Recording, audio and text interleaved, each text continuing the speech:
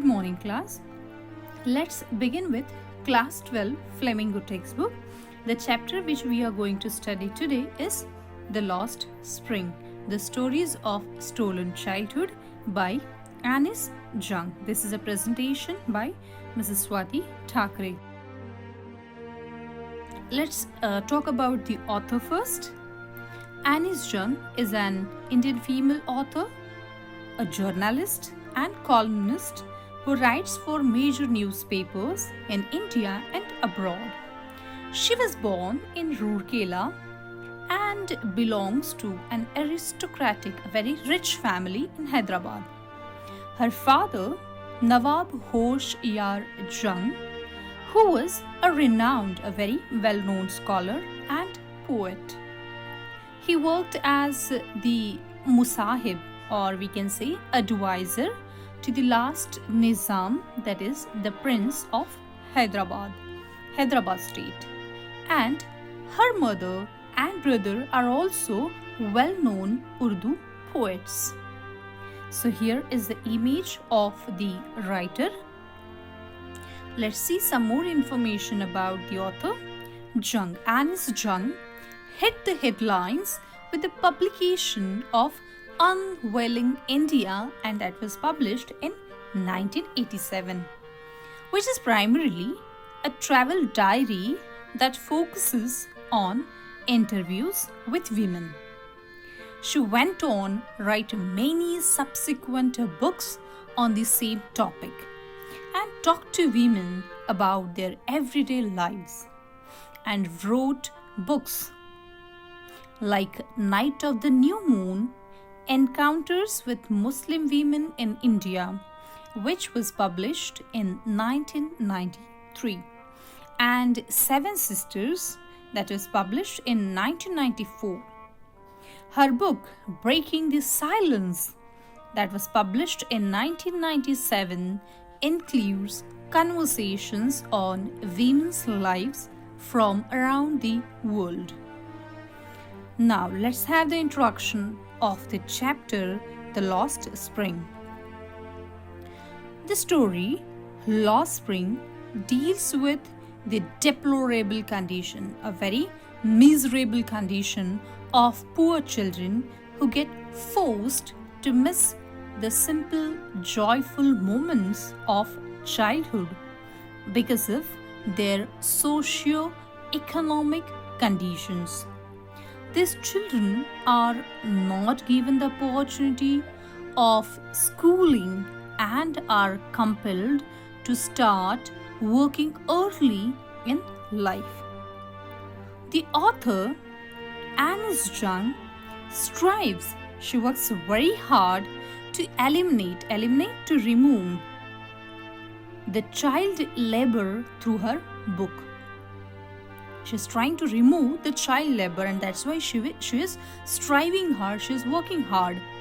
She propagates the education of children and enforcement of strict laws against the child labor by the government.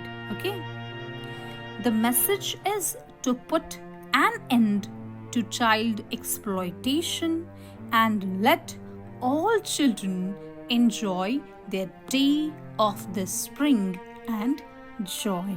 Okay, every child has the right to get education, to enjoy the freedom of childhood, and the writer is working really very hard for these things.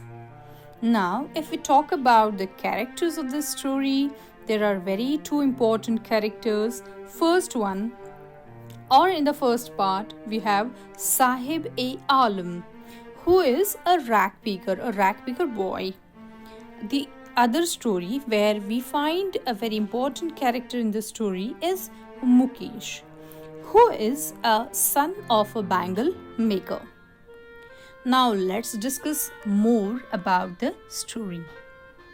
The first part of the story tells that the writer's impressions about the life of the poor rag picker.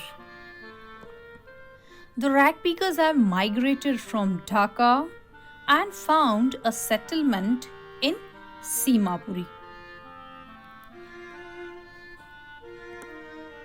Their fields and homes had been swept away by storms.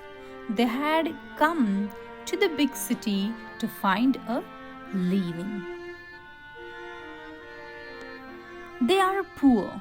They are poor. The writer watches Sahib every morning scrounging for gold. Okay, gold is a very key word. Please remember, scrounging for gold in her neighborhood. Now, this garbage is the gold for these children.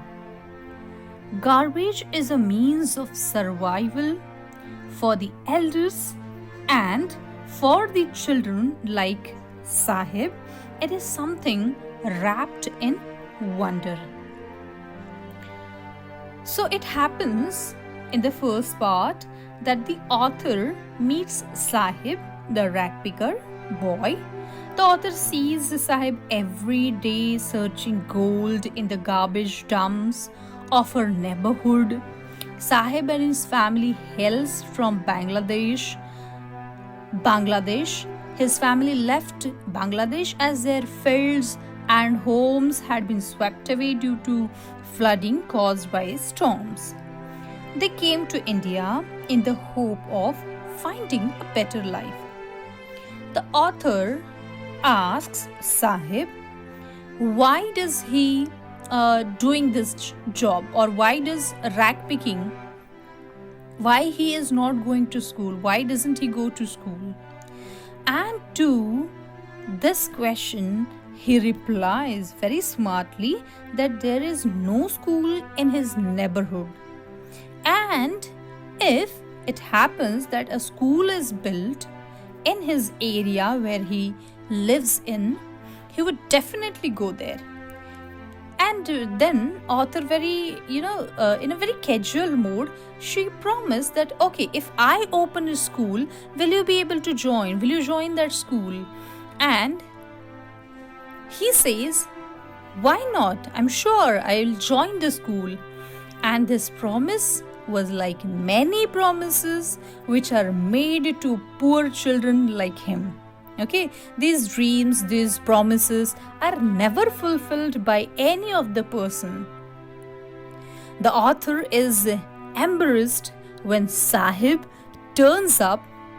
He walks up to her one day just to know if the school which she was talking about is opened. Okay, has she started the school which she promised? But unfortunately, he gets the answer that it takes a long time to open a school. And at that time, even the writer felt so ashamed that she made such a promise to the boy.